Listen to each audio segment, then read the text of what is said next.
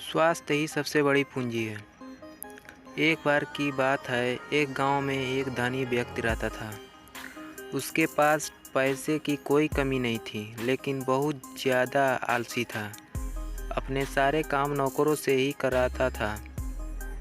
खुद सारे दिन सोता रहता था, अय्याशी करता था। वह धीरे धीरे बिल्कुल निकम्मा हो गया था। उसे ऐसा लगता जैसे मैं सबका स्वामी हूँ, क्योंकि मेरे पास बहुत धन है। मैं तो कुछ भी खरीद सकता हूँ, यही सोचकर वह दिन रात सोता रहता था। लेकिन कहा जाता है कि बुरी सोच का बुरा नतीजा होता है। बस यही उस व्यक्ति के साथ हुआ। कुछ सालों ऐसे महसूस हुआ जैसे उसका शरीर पहले से शिथिल होता जा रहा है। उसे हाथ पैर हिलाने में भी तकलीफ होने लगी। यह देखकर वह व्यक्ति बहुत परेशान हुआ।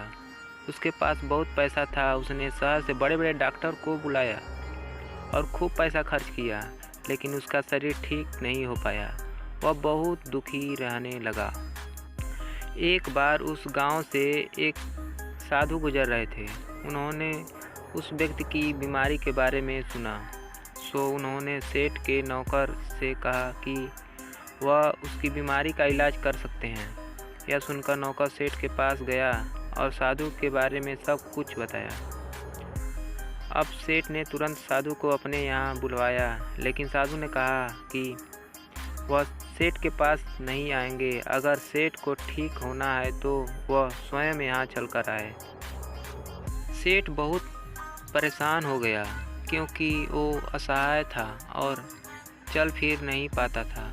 लेकिन जब साधु आने को तैयार नहीं हुए तो हिम्मत करके बड़ी मुश्किल से साधु से मिलने पहुँचे, पर साधु वहाँ थे ही नहीं। सेठ दुखी मन से वापिस आ गया।